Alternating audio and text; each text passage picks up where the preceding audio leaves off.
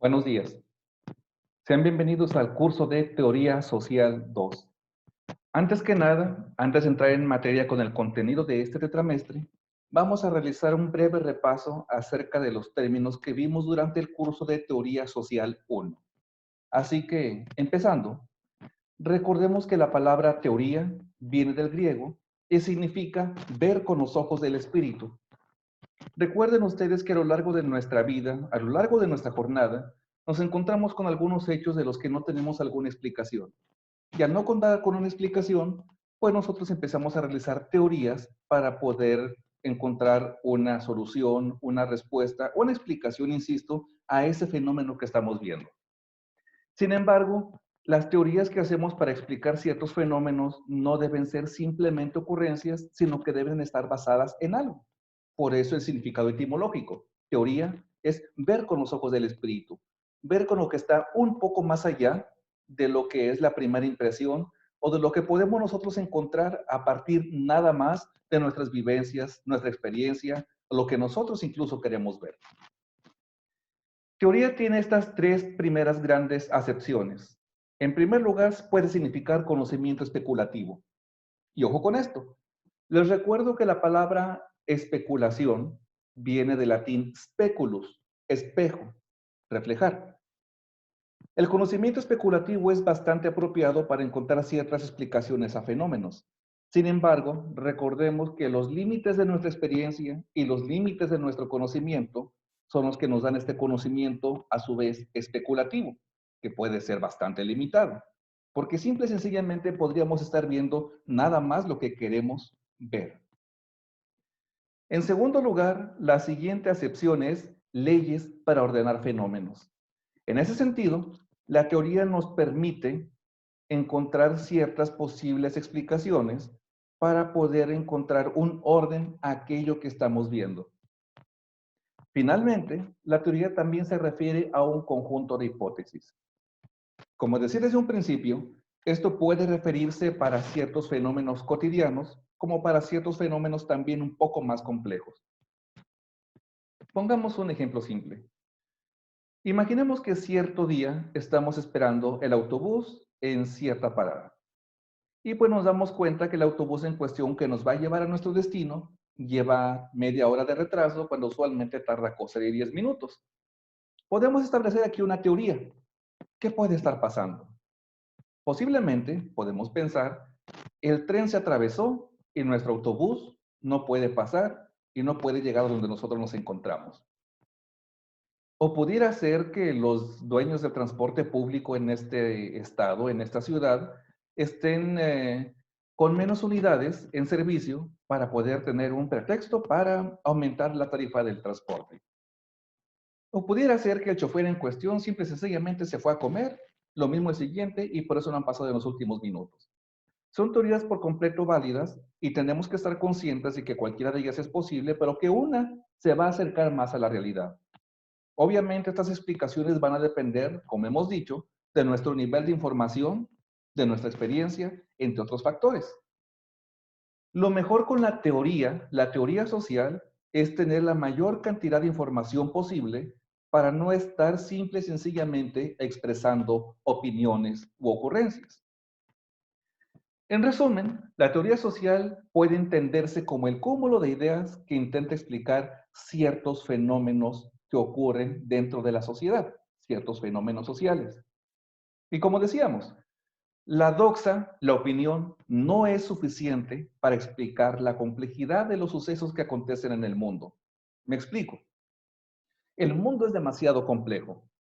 El mundo es un lugar en el que acontecen diversos acontecimientos que tienen a su vez distintas variables.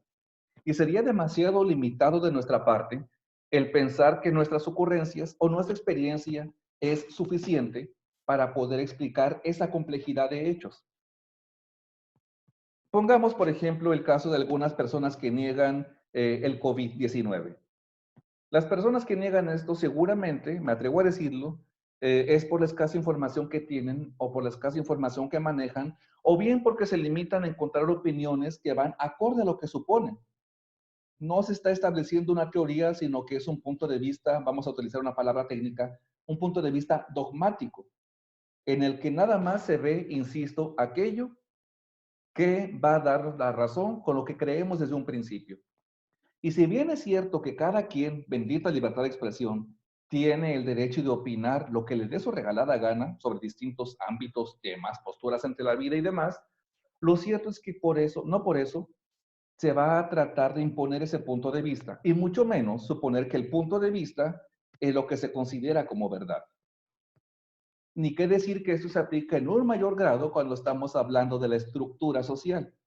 Lo mismo estemos hablando desde lo más general hasta lo más particular. Por eso, no es suficiente acudir a la doxa o a la opinión para explicar los fenómenos sociales. Es conveniente que tengamos un poco más de información para poder encontrar explicación pertinente. Les recuerdo que hay tres grandes perspectivas de teoría social. La perspectiva macrosocial, que se considera también cuantitativa y positivista.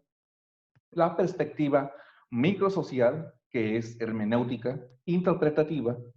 Y finalmente la teoría crítica, que podemos encasillar de una forma bastante general, que obviamente iremos adecuando a lo largo de las siguientes semanas, desde una perspectiva neomarxista.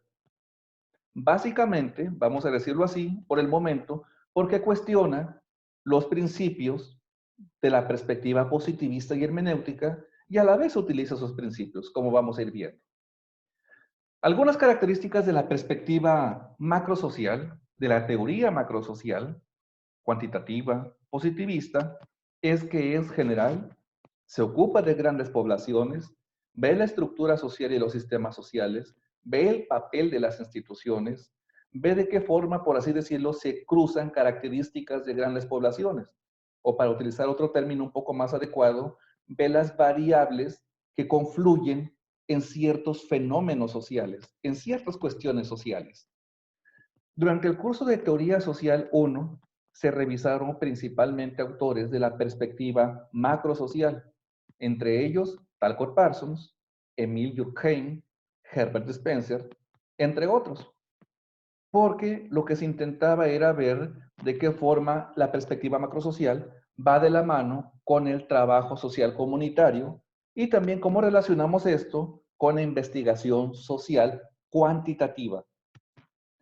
En el transcurso de este curso, veremos obviamente algunos autores representativos de estas tres grandes vertientes o tres paradigmas, pero nos enfocaremos principalmente en los autores microsociales, interpretativos o que utilizan la hermenéutica. Las características de esta perspectiva es esto, que se ve la influencia de un individuo sobre otro, se ve el comportamiento de pequeños grupos, se ve la perspectiva de la construcción social y se ve la forma en la que los personajes sociales, los actores sociales, actúan ante distintos contextos o ante diversas circunstancias. Finalmente, desde la perspectiva crítica, que también revisaremos algunos autores, revisitaremos algunas ideas de Karl Marx y también las ideas o la perspectiva de algunos autores pertenecientes a la Escuela de Frankfurt. Algunas características de esta perspectiva son las siguientes. Se critica el sistema económico y a la desigualdad clasista, se ve la manipulación de los medios masivos de comunicación y también se analiza y, claro, critica el papel y el rol del Estado. Así que tengamos en mente qué significa teoría social y cuáles son algunas características principales de estos tres grandes paradigmas para empezar a entender, para empezar a repasar, para empezar a comprender qué es lo que vamos a ver a lo largo de este curso. Esta es la parte introductoria del curso en cuestión.